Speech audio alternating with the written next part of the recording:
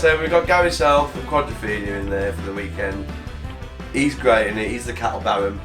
And he enlists our gunslinger Kane to go on this job to retrieve this individual known as Philip Traum, aka the Stranger.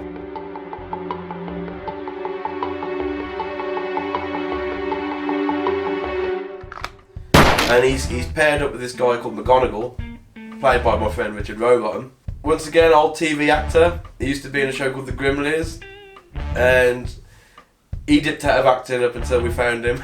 And then me and Baz sunk our claws into him, and he got back into the swing of things. And he's a staple of our films now. Like, so he plays a character called McGonagall. So him and Loon Weather task our gunslinger to go and retrieve this guy, the Stranger. And don't get excited just yet, because I'm not finished with you. Figures.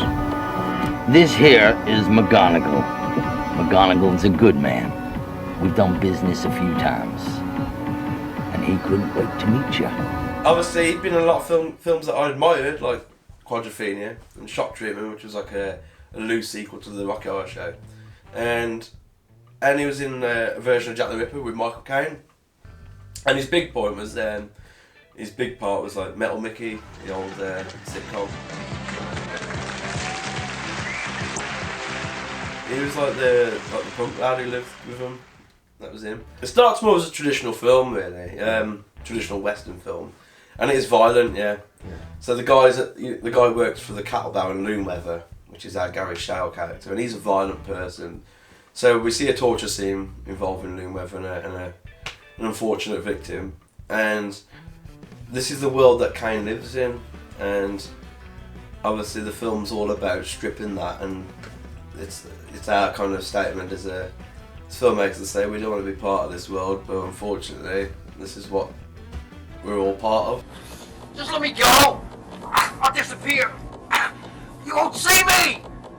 You want to fudge tongue him, boy? You want to give us our own private freak show? Give us our own private freak show, boy! And the catalyst in this film is that his wife's telling him not to go on this job because it'll get him killed, and he represents everything that's wrong with her values and the values of their family unit. Your respect for me is deteriorating. I'm carrying your unborn child, and I have not done wrong.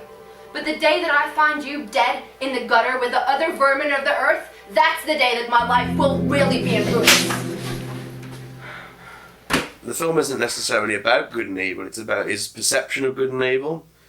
Really, the film also kind of casts a nihilistic kind of angle on things. It's just all in his head and how he perceives things.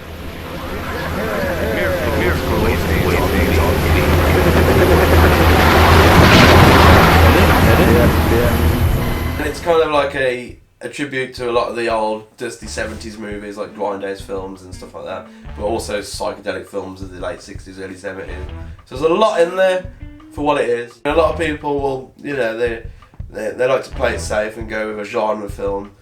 I like to try and bend that a bit, throwing a few genres into the one thing and give them something that's quite unique. And I will say that for the film, it is unique. I think people who are used to mainstream films might struggle with it because, well, it's made with a £5 note and a pickled onion. Come and see the only British guerrilla shot acid western ever made. And join us on the 26th of March at Kidderminsterville Cinemas. Come and see something highly unique.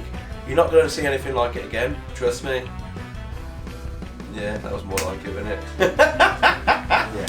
You know that I pray for you every day? You're a good man, that you're an honest man. I pray that God will forgive you. Say it! You're just like me.